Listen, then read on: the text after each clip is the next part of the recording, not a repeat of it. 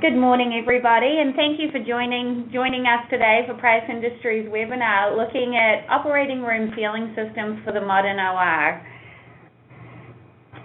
As you can see, we are a registered provider with the American Institute of Architects, and we look forward to offering you one AIA credit hour for your participation in today's event. Before we get started with the presentation today, I'd like to address a couple of administrative items with you. The first one is that we have the last few minutes of the presentation reserved for addressing your questions. You can go ahead and submit those at any time during the presentation today, however, by using the chat or Q&A functions on your Webex toolbar. If you do send us in a question using chat, please make sure to go ahead and address those to all panelists. Also with the audio, most of you will be using broadcast audio through your computer speakers. However, if you do run into any quality issues with that audio, you can see that on the bottom of most of the slides, we've posted the call-in information for you if you'd like to use the old-fashioned phone line. So we'll kick off today by introducing our presenters. Nolan Hosking is a professional engineer, and he is a senior product specialist with Price Industries, specializing in solutions for critical environments, particularly healthcare and laboratory applications. Nolan is a voting member for ASHRAE Standard 170 and is actively involved in a number of other industry organizations and committees, and is extremely experienced in advising on a large number of projects throughout North America. Also presenting to us today is Brad Graytak. Brad is a critical environments product specialist with Price Industries also. He's had extensive experience in operating room design and room pressurization design, and as with Nolan, is actively involved with ASHRAE and ASHE, the American Society for Healthcare Engineers. And Brad's days are filled with advising on projects throughout North America. With that, I'd like to pass the presentation over to Nolan Hosking to get us started. Thanks, Angeline. So just to get things started, I want to take a quick look at our learning objectives for today's webinar. This is kind of more or less the things we're going to cover. So first, we're going to look at just in general operating room ceiling solutions, and so really the whole presentation is going to be somewhat geared around different solutions for operating room ceilings that you may or may not be familiar with. We're going to take a close look at drywall ceilings versus gasketed grid ceilings. So this is the main focus of the presentation is surrounding gasketed grid ceilings, but we want everyone to understand how the two compare and contrast, and so we'll have a few examples to go through that, and we'll touch on that throughout the presentation. Also, we're going to look at industry guidelines and standards that relate to ceilings, and some of the mostly these are going to be national code type or guidelines that are recognized across the U.S. primarily, as well as some other countries. But we will cover less to do with the local codes that may or may not also impact what can be used in these applications. We will take a look, even though this is an architectural-based webinar, we will look at some things and some considerations that should be taken into account as far as installation and some things that you may want to build into specifications as a result. And then we'll go through a couple one particular design example, but a couple examples throughout the presentation that will help you better understand some of the topics that we touched on earlier in the presentation. So if we look at operating rooms, there's been a very significant change in terms of procedures, in terms of equipment, in terms of size, and in terms of the ceilings themselves and the types of equipment that are integrated into those ceilings. And so if we kind of look at the progression over the course of the last century, there's been some fairly interesting type designs for ORs and different things that were tried as far as equipment integration, and it's really advanced a lot over the course of that period. And now, when we look at operating rooms of today, there are some pretty sophisticated designs, and those are often quite necessary just to achieve what we're trying to achieve in the OR in terms of having all the equipment integrated into one functioning and aesthetically pleasing space. So if we just take a quick introduction to these operating room grid ceiling systems, what are we talking about? Well, first of all, one of the key things to remember is that these are fully customized designs. So this is not off-the-shelf designs where we have to make the equipment in the room fit into a 2x2 grid or anything like that. These are completely custom designs that are designed to suit whatever else is in the space. So whether we're talking about surgical light booms or other types of tracks that are in the ceiling, the grids are designed to work with that equipment and to integrate seamlessly with that equipment. These are typically going to be aluminum grid ceilings, and so it's going to be extruded aluminum with some type of integrated gasket built into that extruded profile. And so when we talk about grid ceilings, that's essentially what we're describing in conjunction with some of the other components that go along with the grid itself. So the gasket material is going to be typically some type of closed cell foam, whether it's a polyethylene or a vinyl or some type of neoprene, but a closed cell material that doesn't allow air to pass between whether it be ceiling panels or lights or diffusers and the grid itself, and we'll touch on that in a little bit more detail. The panels themselves are removable. These provide access. They also provide a consistent look throughout the operating room, and we'll take a look at throughout this presentation, some of the options as far as different types of panels to accommodate certain types of looks and also to achieve different access into the space. And then finally, support. What does the grid support versus what has to be tied into the structure? That's a good question, and we will cover that in some detail throughout the presentation as well. So the grid ceilings, the reason that we're talking about grid ceilings as part of this webinar, and the reason that there's been so much interest in the past 5 to 10 years toward using these grid-type gasketed ceilings versus typical sheetrock ceilings is because they do provide some pretty significant advantages when we look at them as a whole. So for one, improved aesthetics would be on that list without question. While this is a fairly subjective statement, there's been a lot of feedback, and it's very rare to find someone who doesn't find the consistent look of a grid ceiling in terms of the panels and the diffusers and the finish, doesn't find that to be more aesthetically pleasing than a sheetrock ceiling, which is going to have a variety of finishes between the components that are mounted in the ceiling and the ceiling itself, as well as randomly located sheetrock access doors and other types of equipment that is essentially doesn't seem to have any rhyme or reason in a lot of cases as to where it was located. We have much better access. This is probably the most compelling and hardest to contend this advantage. The better access to the interstitial space or the ceiling plenum is a big deal. So instead of having, say, 3 or 4 access doors through sheetrock, which would be placed in locations that were assumed to be the most optimal locations for access into the ceiling plenum, now we're looking at dozens potentially of sheet metal or architectural fill-in panels that are going to go into this grid, which provide a huge amount more access and easier access for maintaining equipment or just gaining access to the plenum space for other reasons.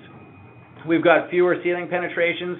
That doesn't mean we don't have as many diffusers and lights and things like that. All it means is that we don't have the contractor responsible for sealing dozens of penetrations related to access doors and diffusers and lights. Instead, this is a factory designed and fabricated system that is designed to maintain the seal between all of those components and the grid, while the contractor is now just responsible for a seal between the sheetrock soffit around the perimeter of the room and the grid itself. We can use ceiling space a lot better with a grid system. The reason for that is we no longer need to have channel supports that would be required for a typical sheetrock ceiling that would be needed to fasten lights to or fasten diffusers to. Instead, now we're laying components into a grid, and so there's really no reason to have those devices any more than a couple or a quarter of an inch apart in most cases, and so we have much better use of the ceiling space. And this last point is something that isn't necessarily obvious or intuitive in terms of the cost difference. Quite often people assume, well, a piece of sheetrock costs less than an extruded aluminum grid, but that is overlooking the installation cost associated with sheetrock ceilings, and that can be fairly significant, and I'll touch on that in greater detail when we progress through this presentation. So now taking a look at some standards and guidelines that would pertain to OR ceiling systems. The first one I want to look at is the AIA FGI guidelines from 2006. And now these guidelines were fairly clear in terms of what was expected as far as the ceiling design in an OR. And what they were looking for was a monolithic ceiling that couldn't or shouldn't have any cracks or penetrations or anything like that. Essentially, the standard or the guideline was saying that it should be a sheetrock type ceiling, and there was and given that, we did see a slower rate of adoption of the gasketed grid ceilings. It wasn't to say that no one was using gasketed grid ceilings prior to a change in the code, but this did slow some people down, and there was more hesitation because of this standard. Then came 2010, and the new version of the FGI guidelines came out, and this was a guideline that would supersede the 2006 version of the AIA FGI guidelines. And they still had the same requirements in terms of monolithic ceiling and no cracks or penetrations and so on, but what they added was this appendix that's shown on this, or shown in this image. And so what this said is that the area where the diffusers and the architectural panels and so on were located was not to be considered part of that monolithic ceiling, which opened the door for having the grid system with the fill-in panels, with the diffusers in the center of the room, while the perimeter of the room would still be a sheetrock soffit. That would be the most common design, and that would be in line with the 2010 FGI guidelines. So now taking a closer look at the advantages that I touched on earlier. If we look at, first of all, fewer penetrations in the ceiling, and so we're still going to have just as many diffusers, just as many lights. That sort of thing isn't going to change. Well, we'll have a lot more access panels into the space in most cases.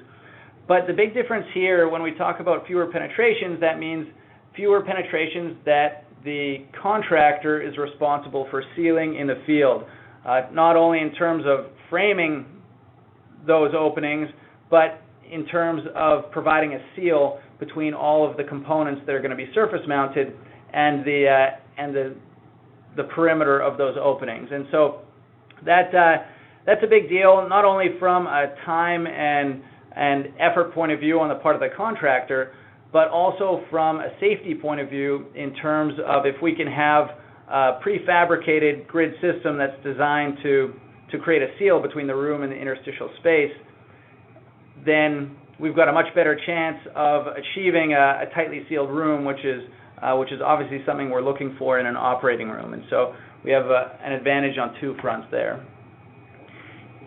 If we look at the panels and we consider architectural sheet metal panels that are painted to match the grid versus sheetrock access doors, we've got an advantage here, both from mostly from a consistency point of view, I guess you could say. We've got, well, and an access point of view. We've got panels that are going to match the other painted components in the ceiling, so the diffusers are going to match the panels, are going to match the grid, which is going to give us a consistent look in terms of the finish. Plus, we're going to have a consistent looking grid, and we're not going to have 3 or 4 diffusers in the center of the room, and then an access door beside that, and then some can lights around the perimeter. It's going to be a much more consistent, symmetrical look to the grid, and that's going to be That's going to give us a much more aesthetically pleasing finish. And plus, having a seal, once again, this is touching on the last slide in somewhat, but having a better seal between the ceiling plenum and the room is also something that this type of grid is going to give us. If we take a closer look at the panels themselves, there are different options in terms of essentially how the panel meets, or what the panel looks like relative to the grid, how it sits relative to the grid, and also just the panel appearance itself. The goal is the same no matter what panel we're looking at, in terms of giving us a nice architecturally pleasing finish, but also giving us a seal between the grid and the room. But if we take a look at the difference between the look of the panels, we've got the solid core panel on the left here, and that's going to be your most basic panel. It's just going to be a white sheet metal panel that gets held down with sealing clips, and now we've created a seal between the gasket and the panel and the grid. We can also provide panels with an extruded aluminum frame are also available, and so this just gives a slightly different look to the panel. The flush-mounted panels on the left are something that is becoming more popular in recent years, and there's obviously a certain look to the flush-mounted panel. It's going to sit even with the grid, but in terms of functionality, the flush-mounted panel offers a further advantage in that if we have a boom going through the ceiling, so it's a boom that's tied into the structure, is going to have to go through a ceiling panel, but all of those booms have a cosmetic cover, essentially, that covers up the area where they actually penetrate through the ceiling. And sometimes that cover is going to overlap not only a panel, but also the grid itself. And by using a flush-mounted panel, we ensure that we don't have significant gaps between the panel and that cover that are going to have to be sealed after the fact. And so it does provide us with a slightly more convenient sealing in terms of creating a seal between any type of sort of cosmetic covers that are meant to cover up boom penetrations. And then finally, the access panels on the right are the perforated core style access panel. And this is the idea with these is it's going to give you a look, it's going to make each panel look like the laminar flow diffusers that are also mounted in the ceiling. So it will further add to the consistency of the look of the overall ceiling by using the perforated core panels. So as far as space is concerned, there's a kind of a misconception that if we go with a sheetrock ceiling, then we don't need a grid any longer. But that's not the case. When we have a sheetrock ceiling, there is still a grid that's required, but this is going to be a grid that's going to have to be fabricated in the field, designed and fabricated in the field by the contractor. And so we see kind of an example of a grid like this in the image on the right. The problem that this grid represents, not even considering the fact that it's going to take time and a lot more money to fabricate this in the field than using a prefabricated factory grid. The other problem is that this is going to create gaps between components, and so we can't put two lights right beside each other. We have to have a few inches in between to run our support channels, so we're able to securely mount these into the ceiling. And a few inches might not sound like that big a deal, but with so much equipment being incorporated and tied into the ceiling in today's modern ORs, we need every inch we can get to be able to fit all of this equipment in the space that we're looking to do so. So it's a few inches between all of these various components can make a very big difference when you look at the room overall. Now, there's significant time saved as well and associated cost when we're looking at these grid systems. A lot of it pertains or relates to the fact that with the grid system, we don't have to have the contractor field fabricating a grid to support the sheetrock, so that's part of it. But the other part of it has to do with the fact that with the grid system, as you can see in this image, we're leaving the ceiling plenum open for a much longer time, almost right up until commissioning of the room, for all of the various trades to get in and access the equipment or the areas of the ceiling that they need to. Instead of putting in the sheetrock grid and essentially severely restricting access, not to mention the mess that the sheetrock, that adding the sheetrock will create, but severely restricting access to that ceiling plenum for the other trades, which will prolong the commissioning and the installation process. So if we take a little bit of a deeper look into a cost comparison, we can use an example to do so. So if we have a surface mounting application on the left and a gasketed grid ceiling on the right, this was an actual project where at first they were considering going with a surface mounted ceiling, and as you can see below that image, there were 378 linear feet of opening that the contractor was going to be required to seal in that case.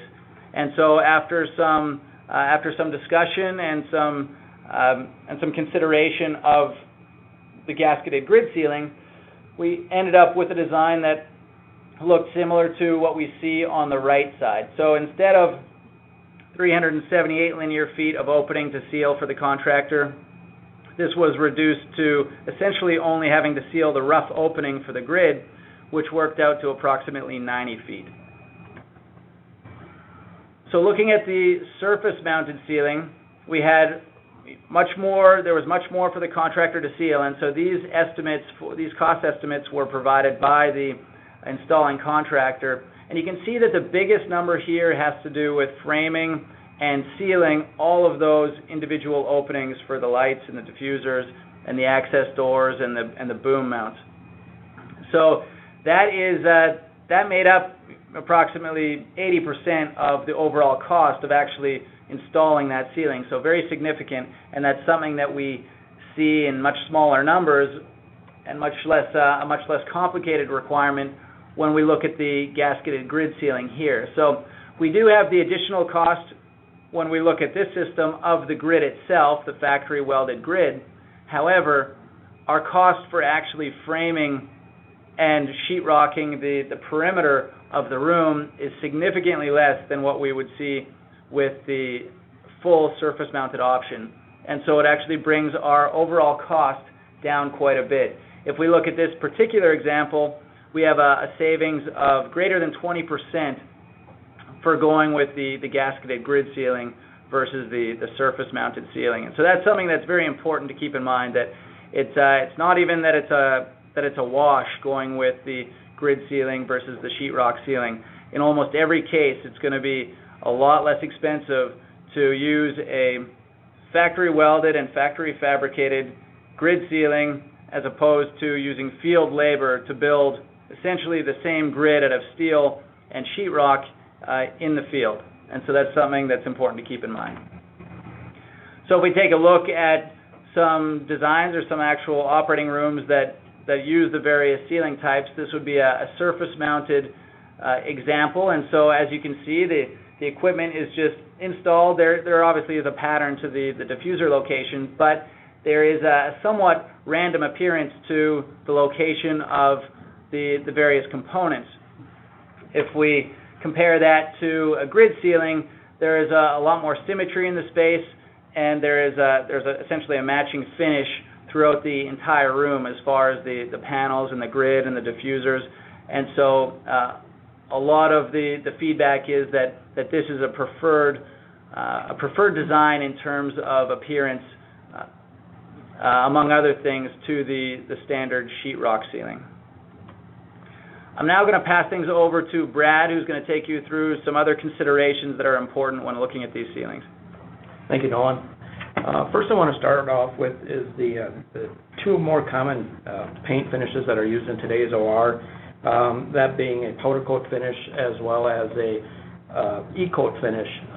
The examples that you see on your screen right now is showing an example of a powder coat on the left, the e-coat on the right, that had been subjected to a salt spray test. And what they did is they made a scratch in both of those panels, put them through several hours of testing through a salt spray just to find out what the results would be comparing the two models. And what you see is On the left, with the powder coat, really had very little change where that scratch was made in that component versus the E-coat on the right that had severe damage or appearance deterioration to it during the course of that test. Some of the other finishes that are available within an OR today is, aside from the powder coat finish, is a clear anodized finish. It's a very hard finish, looks very nice, but it's very robust, stands up very well to cleaning chemicals as well as scratches in general. And the other option is a brushed aluminum finish, and with that is it gives a very similar appearance to stainless steel, but at a fraction of the price. So using that type of finish with, say, diffusers that have the stainless steel faceplates is a great alternative. Cleaning considerations within an OR, one of the disadvantages you have with the sheetrock sealing is that it's very susceptible to damage if they get wet. When it comes to scrubbing the ceilings, obviously the sheetrock sealing is going to be more susceptible to the paint coming off and possible fading or staining versus the aluminum sealing systems that are more common in today's ORs. The structurally supported equipment, sometimes the question comes up is are these components being suspended by the sealing system itself? And with the sealing system, what you're supporting is typically the laminar flow diffusers, any access or fill-in panels that are required, as well as the typical fluorescent light troughers around the perimeter. So the other structures like the surgical light booms or maybe med gas columns, those are all going to be supported by the structure above. In most cases, when you have several ceiling penetrations such as surgical light booms, it's required that the fill-in panels that go around those penetrations be field cut or field modified, and that's basically to limit the amount of gap that would be present when you're making that field cut around any of those ceiling penetrations and minimizing the amount of sealant or gasketing that's required for those gaps. And one other thing to point out with the modified ceiling panels is that they should not be used for access to the interstitial space. They're just primarily there to go around any of the ceiling penetrations and, to Nolan's point, create that consistent look throughout the OR. Welded ceiling systems, with these, they're typically, once a final design has been determined with these systems, they are factory welded in subsections and then shipped to the job site that way. Well, once they arrive at the job site, they'll lay those subsections out on the OR floor and then mechanically fasten them together by the use of either bolts or some type of a clip that secures them together. Some other steps that are required before that ceiling system gets put into place is it's always a good idea to apply some silicone to the top side of the tee to ensure that there's going to be no leaks between the two butting L's, I should say, for any contaminants or particulate that might be in the interstitial space to work their way down into the OR. And after that, they'll typically apply a gasketing material, the FSK back gasketing material, to each individual opening in that ceiling grid, as well as on the outside perimeter to ensure that you have a tight seal between the grid itself and the sheetrock soffit. Another alternative, primarily used in a procedure room, would be an assembled ceiling system. So these are more of a individual ceiling tees with the cross tees that would connect to them. Like the other welded ceiling grid system, these would be supported by your typical hanger wires as well. But one of the advantages to these types of tees is that they have the ability to be trimmed on site to accommodate any maybe last minute changes that were noticed. So that pretty much kind of covers the basic OR ceiling systems.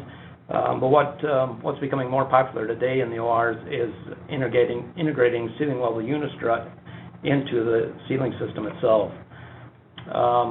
The ceiling level unistrut is typically there to support any of the subtracks that are required for ceiling mounted imaging equipment, typically used in cath labs, hybrid ORs, as well as interventional radiology rooms. Some manufacturers will include this as part of their package, ceiling system package. They will include the ceiling level unistrut. A couple advantages to that is when the ceiling level strut is installed, as opposed to it being a green finish that you typically get from the manufacturer, these are run through the paint line with the rest of the ceiling components, so it ensures that it matches the rest of the components, as well as being a single source for all those components. Some of the concerns that are noted in ORs today is that if you use more than one manufacturer for the components, the shades of white that are being used don't match, so that always ends up being a concern for this facility. Another option is going with the common plenum systems. With these are ideal for large laminar raised systems, but where you have very tight or limited interstitial space to make the individual duct connections to the diffusers. So this is a great alternative for applications such as that, maybe reducing the number of duct runs from 12 to 14 down to 2 or maybe even 4 inlet connections. They're low profile designs, and just like with the standard integrated ceiling system, they are designed to work around any of the ceiling penetrations that are in the space. Additional comments about the common plenum systems that these typically have side inlets or possibly end inlets, again depending on the application in which they're being used. They are all custom configured. It's a pressurized plenum. But one thing to keep in mind with these plenum systems is that within each plenum where there is a laminar flow diffuser, it's important to have the dampering capabilities with each diffuser as well. You might have a OR that has the inlets coming in on one end, and one of the concerns is that you start dumping all your air to the closer diffusers and you're starving the diffusers to the back. So it's important to have the ability to damper off the diffusers that are closest to the inlet, therefore pushing more of that air to the diffusers to the back side.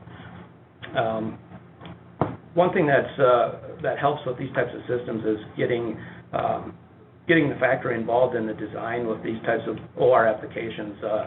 Obviously, there's a lot more ceiling penetrations to work around in today's ORs than there were previously. So getting the factory on board to help work with the design team and laying out the ORs, sizing all the components correctly to meet the current industry guidelines and standards is very beneficial. And we also highly recommend that for systems such as this, as well as systems that are incorporating the imaging equipment in the ORs, that installation supervision by the factory personnel be on site prior to construction to make sure that there's been no last minute changes to the design, as well as being on site during the installation process to answer any questions that may come up during that time. As with any ceiling suspension system, most cases hanger wires are used for these systems.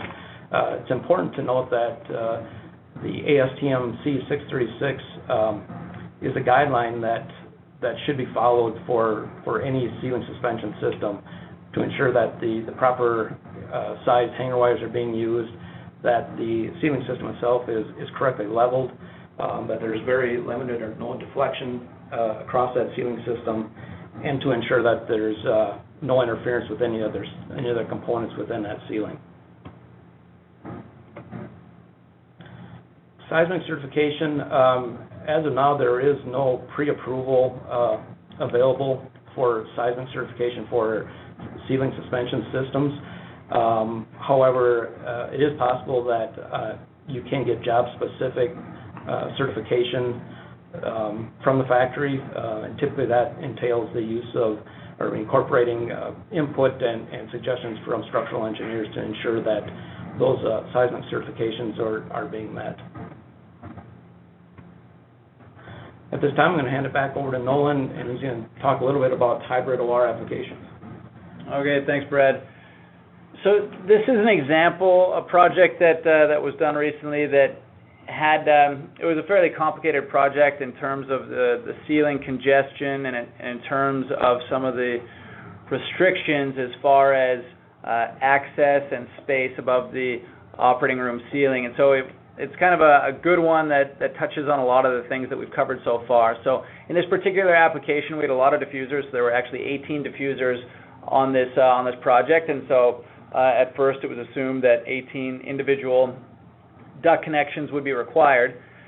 There were 10 unistrut channels, and so this is unistrut only at the ceiling level that I'm referring to now. There's always going to be more unistrut above the ceiling that's used to tie into the structure, or in most cases there will be, but there were 10 unistrut channels at the ceiling level. We had 7 ceiling mounted booms, which is an exceptional number for even today's operating rooms, and so these all had to be integrated with the grid as well, and so the grid had to be designed to accommodate those. And we needed access next to each of those booms to ensure that we could access the support for any type of maintenance that might be required. And in this particular case, given how complex it was, the customer looked to Price, or looked to us in this case, for design assistance. And this is something that Brad touched on, but something that's important to remember is that this is the type of service that is offered by various manufacturers in terms of ensuring that you have the design that's going to work with the rest of your room. So the first point there was that we had 18 diffusers and possibly 18 duct connections. That was just not going to be a possibility in such a tight ceiling plenum space that was the case with this project. And so instead they used the integrated plenum system that Brad just touched on, which provides one common plenum that gets pressurized with far fewer inlet connections, and then by pressurizing that plenum, we get air distribution across a much larger area than we would expect with only 4 inlet connections. And so that was the first part, and one of the most important things that was going to be necessary to make a room like this work. So the nice thing with the common plenum system is it allowed us to put inlet connections almost wherever we want. So the red circles indicate where this would be a plan view, so we're looking down on top of the system and down on top of the room. These red circles represent the inlet connections to this system, and what the blue circles represent is access that had to be left for to get at the ceiling level unistrut from above, because the ceiling level unistrut, what's important to realize is that is an aesthetic and a sealed integration with that unistrut, not a structural one. And so it's still important that the unistrut can be accessed from above to be tied into the structure. And so the design, my main point here is that we can incorporate both. We can incorporate the ceiling level unistrut into the design, but we can also, in the same room, incorporate a common plenum system to take advantage of all of the integration possibilities for these systems. Another thing that comes up sometimes is has to do with varying structure heights that would restrict the height of diffusers or other equipment in various spaces. And so a nice thing with the common plenum system is it can be manipulated to suit the restricted ceiling heights that are typical of these types of applications. And so what we see here is, in this case, we had to vary the height of the plenum sections to provide clearance to allow clearance for a certain structural interference that we had in this particular project, plus to allow us to increase the size of some of the inlets to ensure that we didn't have excess noise as a result of inlets that were too small feeding this common plenum system. Just finishing with a couple important points here related to the ceilings in general. One consideration would be LEED credits are available based on the type of finish. So there's a LEED credit available for low emitting low-emitting VOC finishes on walls and ceilings, and so the baked-on powder-coated finish that is typical of a lot of these ceilings would be eligible for a LEED credit in this case, and so that's something to look into under indoor environmental quality credits. And another consideration is specifications. So the ceilings are typically going to be found in Division 9 of the spec, which is going to be controlled more or less by and dictated by the architect on the project. And so it's important to realize that these grid ceilings are not all the same, and that a grid ceiling that the basic grid ceiling that you typically see in an office building is not going to provide the same functionality, the same integration potential, and the same seal that you're going to require between the OR and the ceiling plenum that the grid ceilings that we were just discussing will do. So it's important that you are aware of the features and the design aspects of these operating room grid ceilings, and that they're built into your specifications to avoid having office-type ceilings in the operating room. A couple case studies just to touch on to finish off here. One would be Tampa General Hospital, and so this was actually the example with the ceiling level unistrut, with the common plenum system, with the severe restriction as far as our plenum heights and the interference potential with the structure. And so in this project, based on using a site assessment, we incorporated a pre-construction site assessment into the process to ensure that it was well understood where the interferences were, and that we were able to integrate all of this ceiling-mounted equipment without any hitches once we began the installation and the assembly process for this ceiling. And so this is a good example of a modern OR of today that incorporates this much equipment, and those steps were all necessary and all valuable in terms of coming up with a good result in the end. Now, St. Francis Hospital, this is based out of Hartford, Connecticut.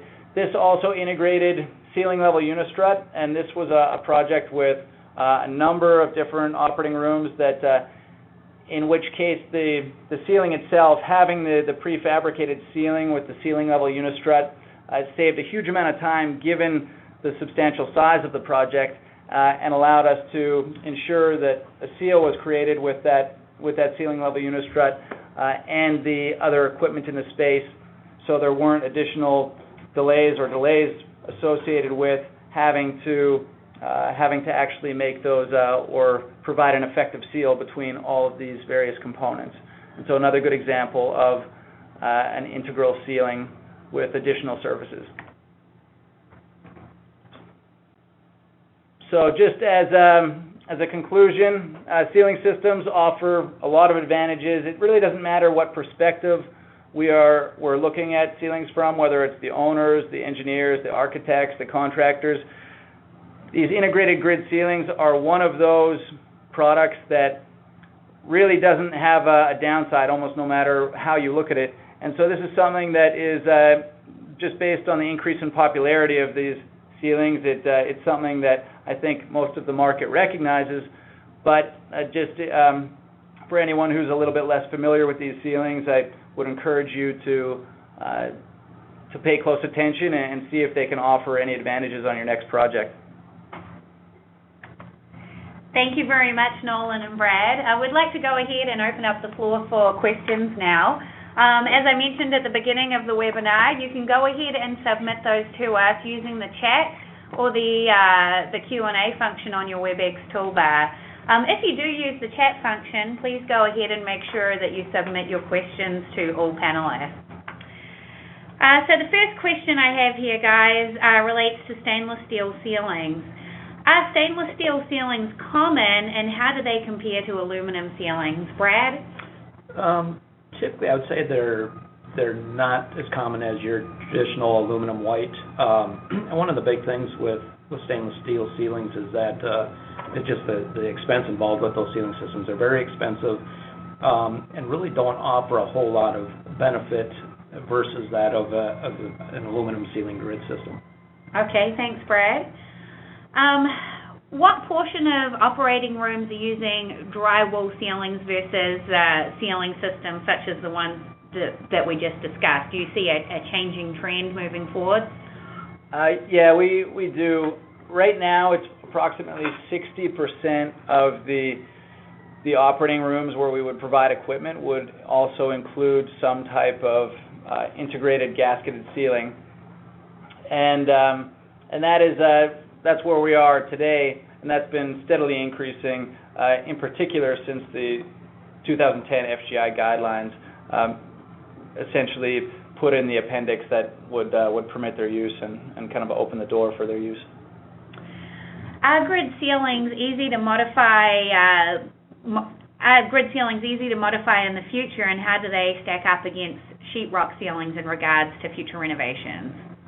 Well, the nice thing with the grid ceilings is they're designed in sections, and so quite often will we see a grid ceiling that was designed at one stage, and then whether it's additional diffusers or the movement of some type of ceiling-mounted boom is required a couple years down the road. And the nice thing with the grid ceiling is that we can modify that section as opposed to having a sheetrock ceiling where we can't actually see the grid and we're not totally sure how the grid for the sheetrock has been designed and assembled, and what we're going to have to actually tear out. It's more of a mystery. Plus, when you start tearing out sheetrock, you create a significant mess relative to what's required for a grid ceiling, and so you have that consideration as well. And so renovation work is typically far more straightforward with the grid ceiling.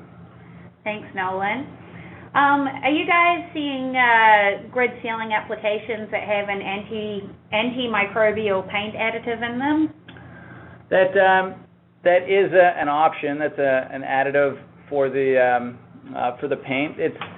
We do see it from time to time in specifications, but it's not something that would be typical of these ceilings. The standard paint finishes, even before the microbial antimicrobial additive, I should say, are not prone to bacterial growth or anything like that, and are fully able to withstand the typical hospital cleaners that are used. So we don't. It doesn't typically present itself as an issue. Thank you. We have a comment here that some of the slides show a ceiling that has a combination of a drywall and a grid ceiling. Do you usually see combination applications like that? Like, what is the industry standards or disadvantages and advantages relating to a combination approach? Most of the time, and I think what most ceiling manufacturers would recommend is that there always be a sheetrock or a drywall soffit around the perimeter of the room, and then you basically end up installing the grid system within that rough opening of that sheetrock ceiling. It's much easier to do the install that way. Occasionally you'll get a request for a wall-to-wall grid system in an OR. It can be done, but it's a little bit more challenging as the grid system goes to the outside perimeter of the room. Every part of that panel, the ceiling panels on that outside perimeter have to be field cut because you can't ensure that room is going to be completely square. So we definitely recommend that there be a sheetrock soffit around the perimeter that will basically have our grid system pull up to and butt up against. Great, thank you, Brad. I have just a couple more questions here, so if you do have something you'd like to go ahead and ask us, then now would be a great time to get it in before we conclude today. Are mechanically fastened type ceiling systems allowed in Class B and Class C surgery suites? They are, yeah. As per the change in the 2010 FGI guidelines, that would fall under a restricted area ceiling, would be Class B and C operating rooms, and they have stated that the grid can be used in the center of the room where you have your diffusers and lights and your architectural panels. But to really speaking to what Brad was just talking about, the perimeter ceiling of the room should still be the sheetrock soffit. Thank you, Nolan. Could you guys please comment on drywall direct hung ceiling drywall direct hung ceiling systems?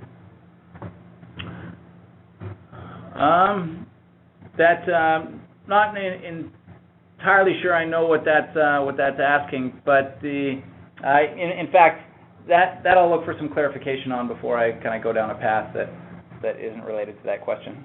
So the individual that emailed us that question will follow up with you following the webinar. Do all states allow the use of these types of grid ceiling systems in ORs? All the states that are following the FGI 2010 guidelines typically would. However, there are a handful of states where the local authorities are more resistant to adopting the FGI 2010 changes that we saw related to these ceilings. That being said, there are installations of these grid ceilings in every state. It's just sometimes the approval takes a little bit more work in some states than others. Thank you. And then one final question here. Nolan, have you seen any updates or changes in the public review of the FGI guidelines for 2014? Pertaining to the ceilings, I'm not aware of any. There will be a number of changes to the 2014 FGI guidelines, but as far as the ceiling is concerned, I'm not aware of any upcoming. Okay, great. Well, that concludes the Q&A portion of today's webinar. I'd like to thank everybody for participating today. You can see listed there a couple of other webinars that are coming up in September and October. On September 25th, we'll be discussing designing with displacement ventilation, and then into the second week of October, looking at acoustical considerations for building design. Regarding your credit for participating in today's webinar, in about 5 or 10 minutes, you'll be receiving an email from Price Training Programs with a link to complete the request for a credit and provide us with your AIA number. We'll also follow up with you in about a week with a recording of today's presentation and also some additional resources that might be of use to you. Once again, I'd like to thank everybody for participating in today's event, and Nolan and Brad for your presentation, and that concludes today's session. Goodbye.